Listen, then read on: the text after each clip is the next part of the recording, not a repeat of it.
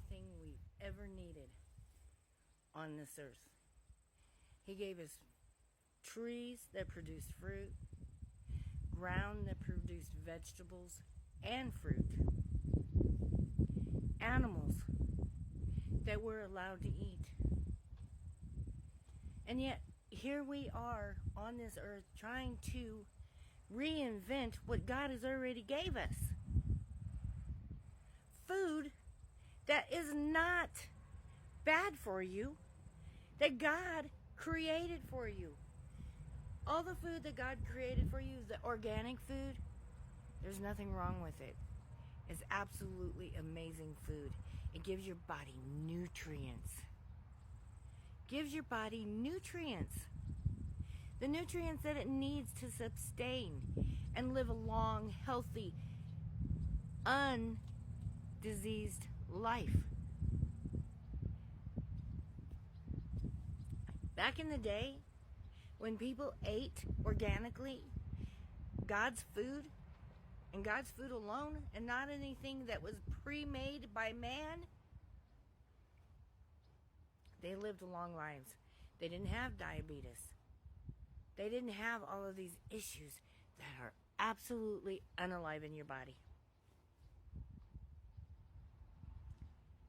And now, there are companies, and we're not going to mention their names, even though some of them start with a T, who have made a contract to put bugs into their processed foods. So not only will you be eating unhealthy food that does nothing for your body, you'll be eating bugs with it. Why? Why? Why would you do that to people? Come on. If you really want to go out there and eat bugs, go pick them up off the ground. You don't have to have some company force feed them to you. Not me. I want to eat God's food. I want to eat God's fruit. The meat that God has provided us. I want to eat natural, wholesome, 100% God-made. No chemicals, no additives, just 100% God-made. If that means I have to start making it myself from scratch, so be it.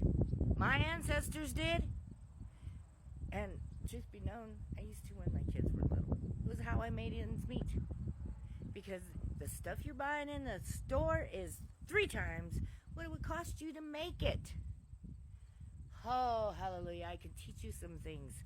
And I will. Give it time. Give it time. I am putting together a cooking show. But a cooking show that is going to be way more than just a cooking show. I'm going to show you how to make your own mixes. I'm going to show you how to make your own dish soaps, your own laundry soaps. I'm going to show you how to save some money, eat healthy, cook right, do a little bit of gardening. Gardening's good for your soul. Cooking's good for your soul. Good food's good for your health and your soul. Because that's the way God intended it. That is the way God intended it. I'm going to teach you some places to go for your food, alternative places to go for good, wholesome food. You don't have to go to your big corporation stores. You don't. As a matter of fact, stop feeding them your money when they're just unaliving you with your own money. You're paying for it, man. You're paying for your own alignment. Don't do that. Don't do that. God has a different plan for you. God has fruit. Real fruit. Has seeds in it and everything. And it's healthy for you. When it has seeds in it, it has nutrition. When it doesn't have seeds in it, it's supposed to have seeds, because all fruit and vegetables are either seed-bearing or root-bearing or vine. Okay? Tree, they all are natural. They don't grow in water unless they're cranberries. They do not, or rice, they do not grow in laboratories. How is making meat in a laboratory any better than allowing a cow to live?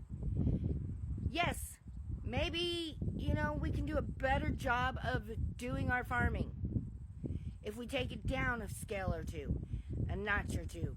Instead of making it large corporation farms who do take the actual living from animals away from them before we eat them. No, we don't need that. Okay, what I'm saying here is there is a way for animals to live healthy while they're alive. Animals to live a good life before we take them to the market to eat them. You know what I'm saying? Butcher them, whatever you want to call it. I'm telling you, they do not have to be tortured. They do not have to be mistreated. They still can have good lives and still produce food for our tables. Oh, who'd have thunk it? Who'd have thunk it? Gotta thunk it. God thunk it. And if God thunk it, we should be thunking it. You know what I'm saying? You know what I'm saying? We've been doing this all wrong. We've been letting these scientists and these laboratories tell us what is good for us and what is bad for us. When all along it's been in the Bible what is good for us and what is bad for us. It even talks in the Bible about them messing with our food. It does. Look it up. I'm not going to tell you where it's at. Do some of the dang looking up for yourself. Come on. That's how you learn. If you absolutely can't find it, give me a holler.